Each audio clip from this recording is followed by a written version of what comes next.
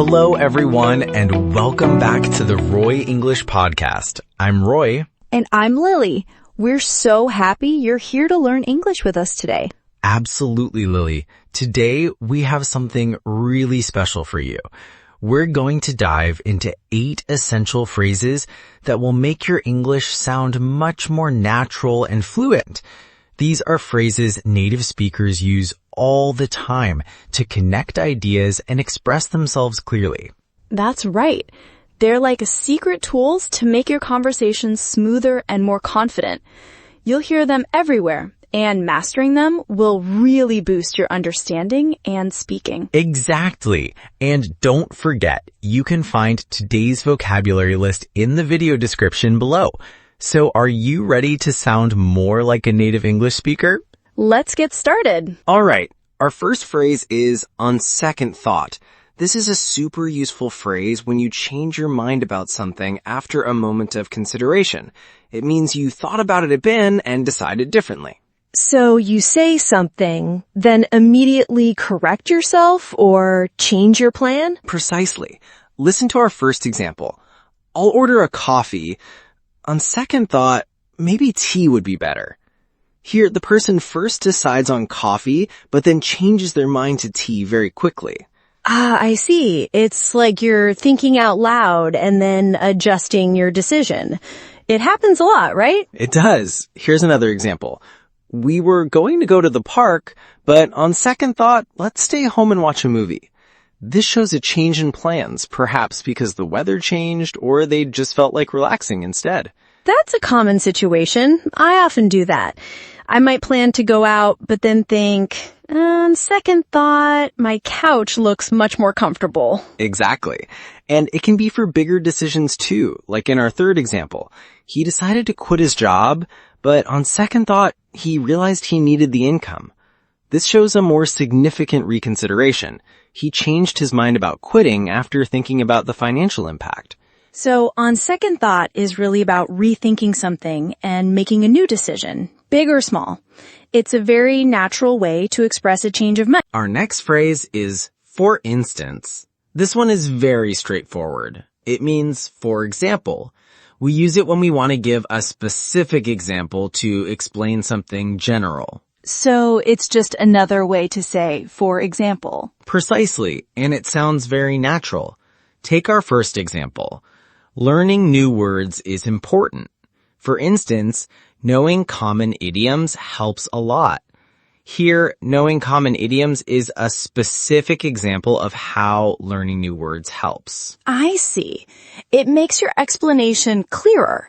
So if I say, you should eat more fruits, I could add, for instance, to give ideas. Exactly. That leads us to our second example. You should eat more fruits. For instance, apples or bananas. It makes your advice more practical. Right, because apples or bananas are specific kinds of fruits. It's much more helpful than just saying, eat more fruits sometimes. That's it. And it's also used when talking about categories, like in our third example. Some animals, for instance, bats, are nocturnal. Here, bats are a specific example of some animals that are nocturnal. For instance is definitely a great way to add clarity and detail to what you're saying, making it easier for others to understand your point. Next up is, by the way. This phrase is used to introduce a new topic that just came to mind, or to add extra information that might be related but wasn't the main point. So it's like a casual way to change the subject or add a side note? That's a perfect way to put it, Lily. Look at this example. We're meeting at 7 p.m. By the way, did you finish the report? The main topic is the meeting time, but then the speaker remembers to ask about the report.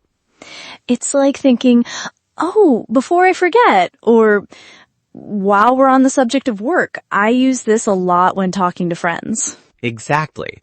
Our second example shows that too. I saw John yesterday. By the way, he said hi. Here, seeing John is the main topic, but the speaker adds the extra detail that John said hello. That's a nice little addition. It's like a gentle way to introduce something new without abruptly changing the conversation. It is, and sometimes it's used to ask a question that just popped into your head, like in our third example. This cake is delicious. By the way, what's the recipe? The person is enjoying the cake and it reminds them to ask about how to make it.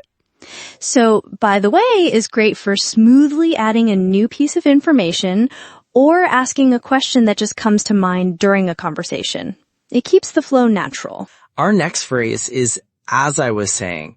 We use this when we were talking about something, got interrupted, or went off topic, and now we want to return to our original point.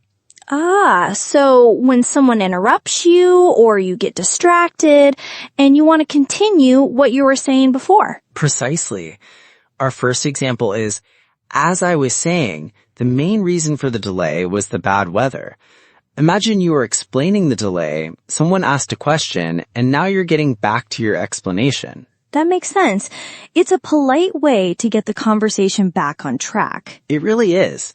Our second example perfectly illustrates an interruption. After a phone rings, as I was saying, we need to consider all options carefully. The phone rings, you answer it, and then you use as I was saying to pick up where you left off. I can definitely imagine that. Happens to me all the time when I'm on a call and someone walks in, so it helps you remember what you were talking about. Exactly. And it can be used for simple returns to a point too, like, so as I was saying, we'll meet at the cafe at 3 p.m. Maybe you got sidetracked talking about what to order, but you needed to confirm the meeting time. So, as I was saying, is perfect for smoothly continuing your point after any kind of interruption or a small break in the conversation. Next, we have believe it or not. This phrase is used when you're about to see something surprising or incredible, something that people might find hard to believe. Oh, so it's like saying, this might sound crazy, but it's true. Exactly. Our first example is, believe it or not, I've never seen snow before.